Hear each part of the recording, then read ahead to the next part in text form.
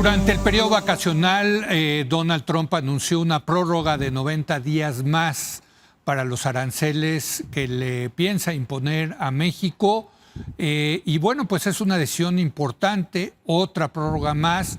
Y para entender las implicaciones de esta importante decisión, de esta negociación con México, saludo a Kenneth Smith. Él es especialista en tratados comerciales, en comercio internacional. Kenneth, ¿cómo estás? Gracias por venir.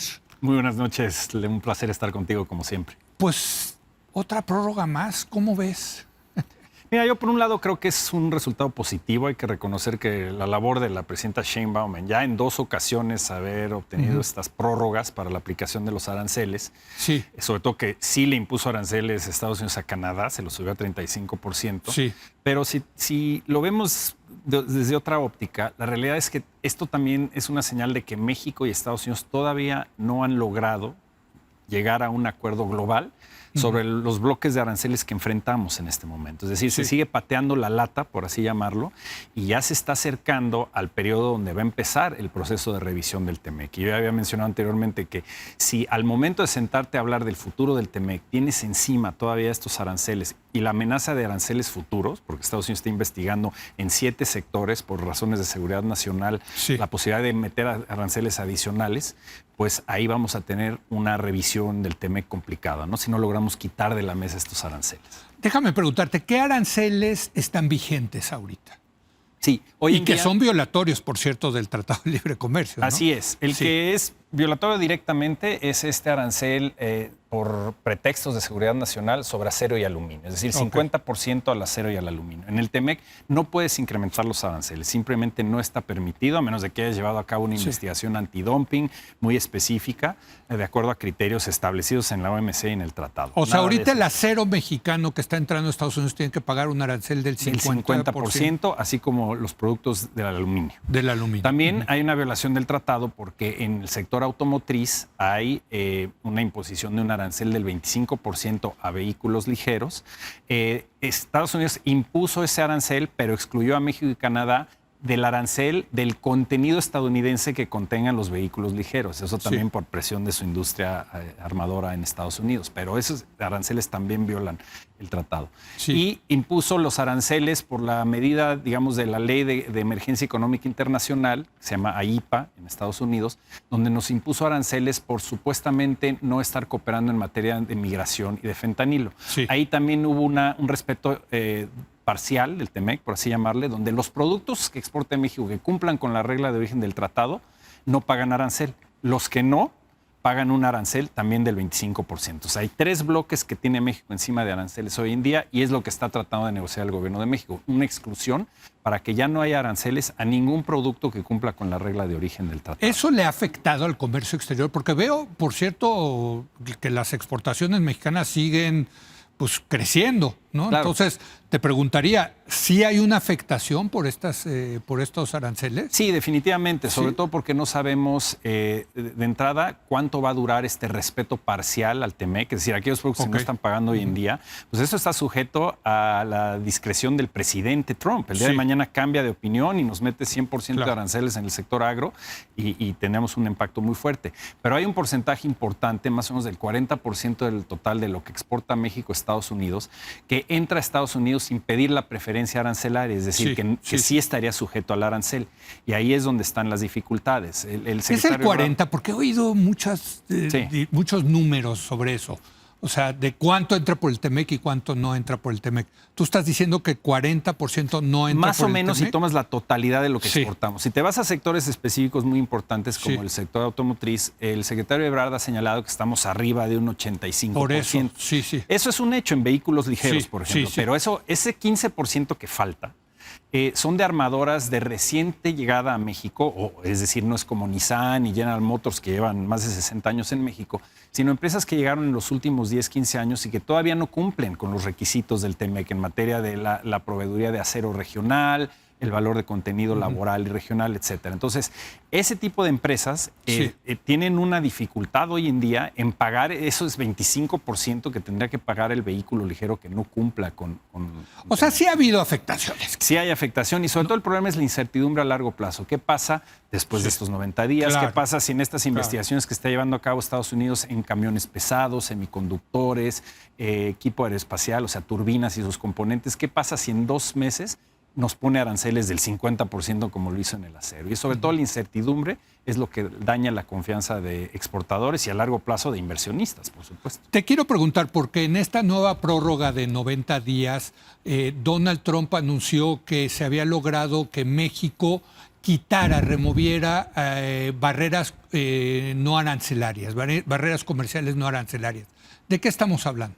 Mira, básicamente las barreras no arancelarias son obstáculos al acceso al mercado de los productos de un país a otro que no se establecen a través de impuestos en frontera, como los aranceles, sino a través de medidas regulatorias, ya sea cambios en normas, medidas sanitarias o de salud, cambios al régimen legal o inclusive constitucional de un país, que al final de cuentas se consideren como medidas que son de proteccionismo encubierto. Correcto. Es decir, con el pretexto de cuidar la salud humana o animal o vegetal, tú estableces medidas que sacan del mercado a los productos de otro país. Entonces, hay un documento que saca la representación comercial de Estados Unidos cada año, muy extenso, explicando las barreras que enfrenta no arancelarias en el resto del mundo. Y entonces, hay un documento específico que salió este año sobre las barreras no arancelarias que existen en México, mencionan lo que ya habíamos platicado, por ejemplo, obstáculos al uso del maíz transgénico, cuestiones de etiquetado, cuestiones de normas para equipo de telecomunicaciones. Bueno, y la energía, etcétera. ¿no? Y ese es el tema. Cuando tú hablas con, digamos, gente de la Secretaría de Economía que está en las negociaciones comerciales,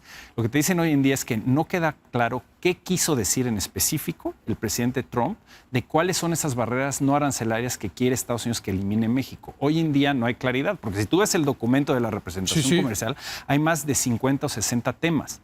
No hay una lista de prioridad y no queda claro. O sea, entonces fue una declaración de Es una Trump. declaración que lanza, pero es el estilo de Trump. No quiere decir que no vayan a insistir al respecto. Pero por ahora, inclusive sus funcionarios de la representación comercial de Estados Unidos no han puesto sobre la mesa una lista, un listado pero entonces de 5 no se negoció barreras. ni se aceptó nada de barreras no arancelarias. No han llegado a eso. Básicamente lo que dice Trump es, en estos 90 días México eliminará sus barreras no arancelarias. Exacto. No queda claro si van a ser esos temas que están en ese documento o inclusive, lo cual sería más difícil políticamente, si se van a meter a la discusión de las reformas constitucionales en energía, en maíz, el Poder Judicial, etcétera. En este momento no queda claro.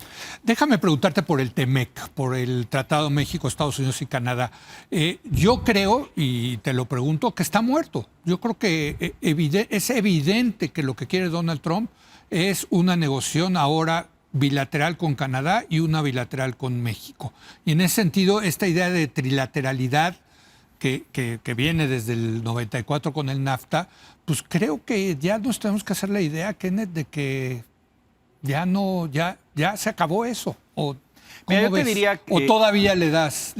Yo te diría que obviamente está siendo afectado de manera muy importante, sobre todo con estos embates que estamos viendo de Trump hacia el resto del mundo. Los acuerdos que está negociando son acuerdos muy desbalanceados con la Unión Europea. Los obliga a abrir sus mercados por completo, pero mantiene él un arancel base del 15%. Y se ve a los aranceles como un instrumento no solo de negociación, sino una especie de sueño de desarrollo económico en Estados Unidos. Sin embargo, no diría yo que el tratado está muerto, porque inclusive en los bloques de aranceles que ha implementado, como lo hemos visto en contra de México, sí respeta el contenido que cumple con la regla de origen del TEMEC. Creo yo que hay suficiente presión y se debe enfatizar o atizar ese fuego en Estados Unidos, suficiente presión del sector privado estadounidense para que no se desmantele del todo el tratado. No sabemos si vamos a tener una situación donde la nueva versión del tratado que surja de esta revisión va a tener libre comercio en todos los productos. Ese debería ser el objetivo de México y de Canadá, pero va a ser difícil con esta postura que ha tomado Trump.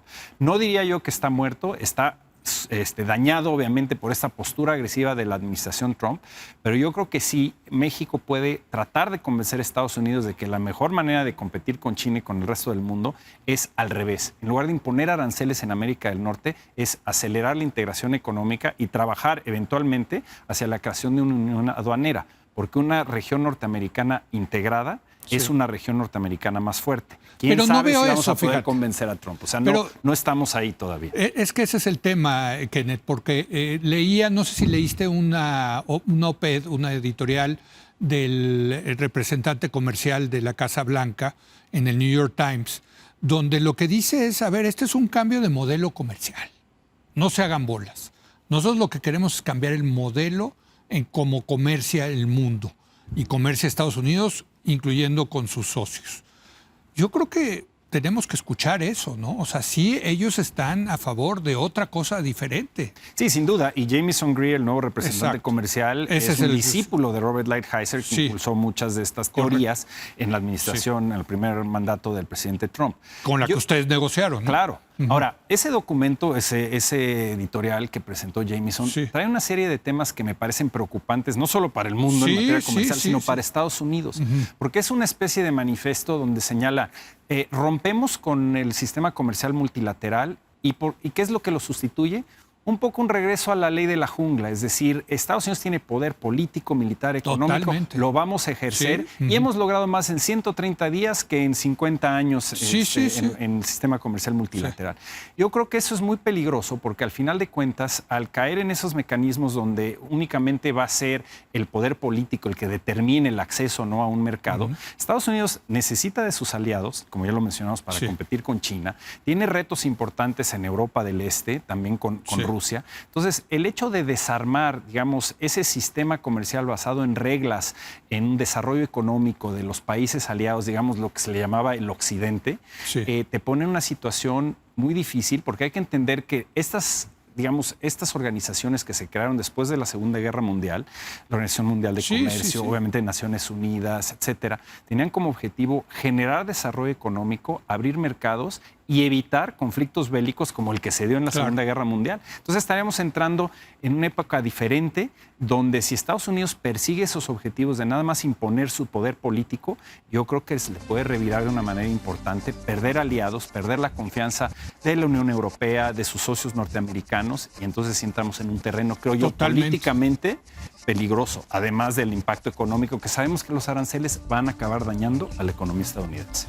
Pues hijo, vaya tema. Seguiremos en esto, desde luego, porque pues esto no termina, sigue prorrogándose y aquí el tema que me parece a mí fundamental es esto. O sea, si estamos en un cambio de paradigma, ¿hacia dónde vamos y qué tiene que hacer México en ese sentido, ¿no? Así es, sin duda, y México tiene que tratar de obtener condiciones que sean más favorables que el resto del mundo. Lo está Claro. haciendo la Secretaría de Economía, pero también debemos defender el tratado y tratar de garantizar que se pueda respetar lo más que sea posible y tratar de preservar el libre comercio. Repito, será difícil, pero ese debe ser el objetivo de nuestro país. Gracias, Kenneth. Muchísimas Gracias a gracias, Kenneth Leo. Smith. Vamos a hacer una breve pausa y viene Mauricio Mechulam para hablar de la reunión que va a tener mañana Trump con Putin para un posible alto al fuego en Ucrania. Regresamos.